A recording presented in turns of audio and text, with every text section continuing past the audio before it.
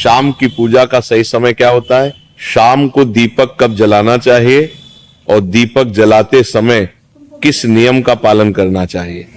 अगर हम शाम को दीपक जलाते हैं तो क्या हमें स्नान करना आवश्यक है? शाम की पूजा बिना स्नान किए कर सकते हैं या नहीं कर सकते?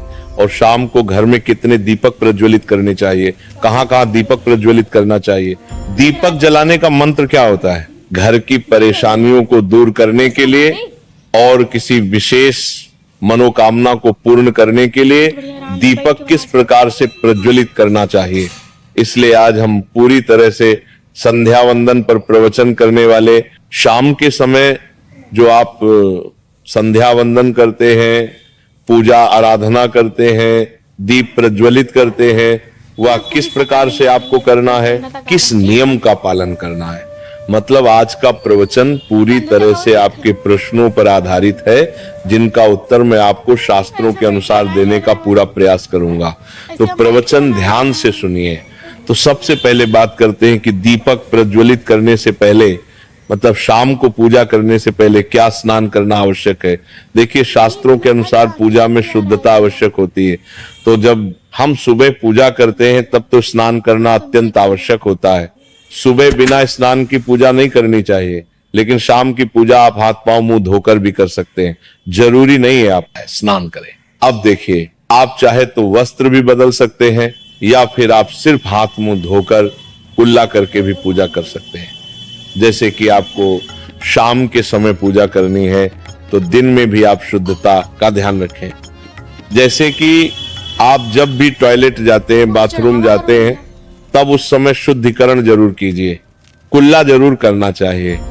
हर बार जब आप बाथरूम जाते हैं तो अगर आप दिन भर शुद्धिकरण का ध्यान रखते हैं तो शाम के समय बिना स्नान किए भी सिर्फ हाथ पांव धोकर पूजा कर सकते हैं और चाहे तो स्नान भी कर सकते हैं। जैसे कि गर्मियों के दिन है तो शाम के समय भी आप स्नान करके पूजा कर सकते हैं। तो बहुत सारी चीजें आप स्वयं भी अपने विवेक से निर्धारित कर सकते हैं। आपका अगला प्रश्न है कि शाम की पूजा में दीपक किस समय जलाना चाहिए। तो देखिए, शाम को जब पूजा का समय होता है वो प्रदोष काल का समय होता है, मतलब जिस समय सूर्य अस्त हो रहा होता है उस समय हमारे घर में दीपक प्रज्वलित हो जाना चाहिए। अब जैसे कि आप लोगों के प्रश्न आते हैं कि कितने बजे दीपक जलाना चाहिए शाम को, तो देखिए, शाम को सूर्यास्त का समय हर मौसम में अलग अलग होता है। जैसे कि सर्दियां चल रही होती है तो 5:30 बजे तक भी सूर्यास्त हो जाता है। जैसे गर्मियों का मौसम है तो 6:30 से लेकर 7 बजे तक ऐसे ही सूर्यास्त का समय होता है।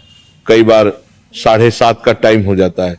गर्मियों में तो प्रत्येक मौसम में सूर्यास्त का समय अलग अलग होता है, इसलिए एक सही समय बताना कि इसी समय आप दीप प्रज्वलित करें तो ये बहुत मुश्किल होगा और ये ठीक भी नहीं होगा।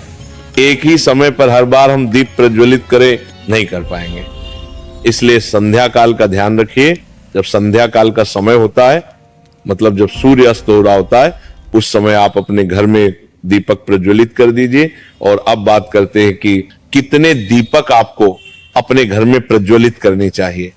शास्त्रों के अनुसार संध्या काल में प्रतिदिन अपने घर के मुख्य द्वार पर एक दीपक जरूर जलाना चाहिए।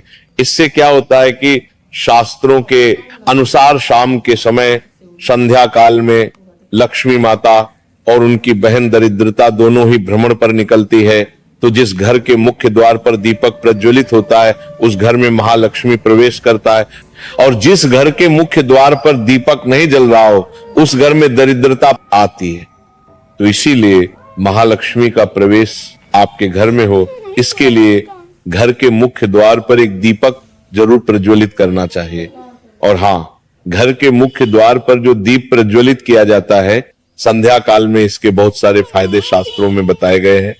शास्त्रों के अनुसार संध्या काल में जिस घर के मुख्य द्वार पर दीप प्रज्वलित होता है उस घर में किसी भी प्रकार की नकारात्मक ऊर्जा प्रवेश नहीं करती है। कोई भी वास्तु दोष आपके घर में हो, अगर आप मुख्य द्वार पर दीप प्रज्वलित करते हैं तो समस्त प्रकार के वास्तु दोष से मुक्ति मिल जाती है। और अगर आपके घर में पितृ दोष है जिसकी वजह से परेशानियां आपके घर में बनी हुई हैं, तो घर के मुख्य द्वार पर जो हम दीप प्रज्वलित करते हैं इससे घर का पितृ दोष भी समाप्त हो जाता है। और इसके अलावा घर में किसी भी प्रकार की अशांति रहती हो या फिर आपके घर में बीमारियां बहुत रहती हैं, कलह रहता है, आर्थिक तंगी रहती है, तो घर के मुख्य द्वार पर हम दीप प्रज्वलित करते हैं तो समस्त प्रकार की परेशानियों से, दुखों से आपको मुक्ति मिल जाती है। इसलिए घर के मुख्य द्वार पर दीप प्रज्वलित करना अत्यंत आवश्यक होता है।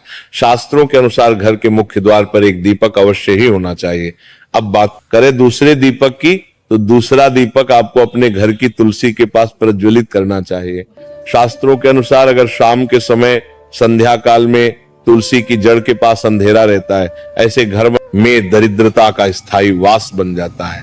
और जिन घरों में शाम के समय तुलसी के पास दीप प्रज्वलित किया जाता है, ऐसे घर में लक्ष्मी का वास होता है। श्री हरि विष्णु सहित महालक्ष्मी ऐसे घरों में वास करती है। तो आपको प्रयास करना चाहिए कि शाम के समय तुलसी के पास एक दीपक अवश्य प्रज्वलित करें। अब बात करें अगले दीपक की, तो शाम के समय अपने घर के ईशान कोण में, मतलब जहां पर भी आपने अपने घर का मंदिर बनाया हुआ है, उसी स्थान पर घर के मंदिर में एक दीपक अवश्य प्रज्वलित कीजिए। 2-3 दीपक आपको प्रतिदिन जरूर प्रज्वलित करने चाहिए। और अगर आप तीनों दीपक प्रतिदिन प्रज्वलित करते हैं तो विश्वास रखिए आपके घर की बहुत सारी परेशानियां स्वयं ही समाप्त हो जाती हैं। और अब बात करते हैं अगले प्रश्न के बारे में, जो आप लोगों के हमेशा प्रश्न आते हैं कि दीपक किस चीज से प्रज्वलित करना चाहिए। सरसों का तेल डाल सकते हैं या नहीं, या फिर तिल के तेल का प्रयोग करना चाहिए, या फिर शुद्ध गाय के घी का, किस चीज से हम दीपक प्रज्वलित करें। तो देखिए, शास्त्रों के अनुसार सरसों के तेल का दीपक हर जगह प्रज्वलित नहीं करना चाहिए। सरसों का तेल कड़वा तेल कहा जाता है, इस तेल का दीपक हम प्रज्वलित करते हैं। शनिदेव के लिए अगर आप दीप दान करते हैं शनिवार के दिन, तो आपको सरसों के तेल का दीपक प्रज्वलित करना चाहिए। और आप चाहे तो जैसे कि पीपल का वृक्ष होता है, वहां पर भी सरसों के तेल का दीपक प्रज्वलित करना चाहिए। या फिर भैरव देवता होते हैं, उनके लिए भी सरसों के तेल का दीपक प्रज्वलित किया जाता है। इसके अलावा कहीं पर भी सरसों के तेल का दीप प्रज्वलित करने की बात शास्त्रों में नहीं कही गई है। शास्त्रों के अनुसार किसी भी देवता के निमित्त जो हम दीप प्रज्वलित करते हैं, उसमें गाय का घी डालकर ही प्रज्वलित करना चाहिए। अब देखिए, ऐसे समय में जबकि गाय का शुद्ध घी नहीं मिल पाता है, तब हमें क्या करना चाहिए। तब आपको गाय के घी के नाम पर जो भी घी मिल जाता है या फिर शुद्ध घी मिल जाता है, उसका प्रयोग कर सकते हैं। या फिर आप चाहे तो तिल के तेल का दीप प्रज्वलित कर सकते हैं। तो प्रतिदिन जो आप दीपक प्रज्वलित करते हैं अपने घर में, चाहे आप घर के मुख्य द्वार पर प्रज्वलित करें या फिर तुलसी के पास प्रज्वलित करते या फिर घर के ईशान कोण में प्रज्वलित करते हैं, तो सभी दीपक आप तिल के तेल या शुद्ध घी का प्रज्वलित करें। और जब आप दीपक प्रज्वलित करते हैं, जैसे कि मुख्य द्वार पर ज्योति प्रज्वलित करेंगे या फिर तुलसी के पास दीप प्रज्वलित करते हैं या फिर घर में जो दीप प्रज्वलित किया जाता है, तो एक चीज का ध्यान रखना चाहिए, कभी भी दीपक को सीधे जमीन पर नहीं रखा जाता है। दीपक रखते समय प्रतिदिन दीपक के नीचे थोड़ा सा आप चाहे तो चावल रख सकते हैं या फिर आप चाहे तो थोड़े से पुष्प रख सकते हैं। और हाँ, अगर आप दीपक के नीचे चावल रखते हैं तो इस बात का आपको ध्यान रखना है कि चावल अखंडित होना चाहिए, क्योंकि ऐसा माना जाता है कि अगर टूटे हुए चावलों का प्रयोग हम पूजा में करते हैं किसी भी प्रकार से, चाहे दीपक के नीचे रखकर करते हैं या फिर अक्षत के रूप में करते हैं, तो इससे घर में दरिद्रता आती है। इसलिए अखंडित चावल होने चाहिए।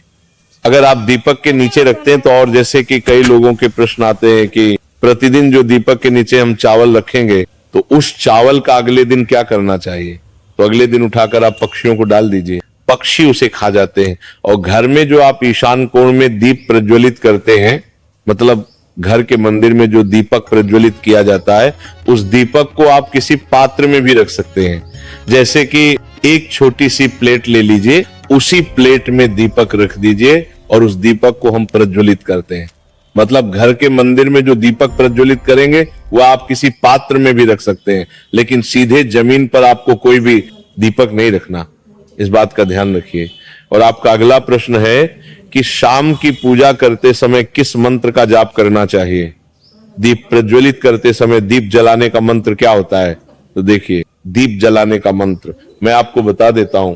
आप अगर जप सकते हैं तो जरूर जपे, लेकिन अगर आप मंत्र नहीं जा पाते हैं तब भी शाम के समय जब दीपक प्रज्वलित करते हैं उस समय आप किसी भी मंत्र का जाप कर सकते हैं। जैसे कि आप चाहे तो माता रानी कृष्ण कन्हैया के किसी मंत्र का जाप कर सकते हैं, आपके कोई इष्ट देवता हो तो उनके मंत्रों का भी जाप कर सकते हैं, दुर्गा चालीसा का, हनुमान चालीसा का पाठ करते हुए भी आप दीप प्रज्वलित कर सकते हैं।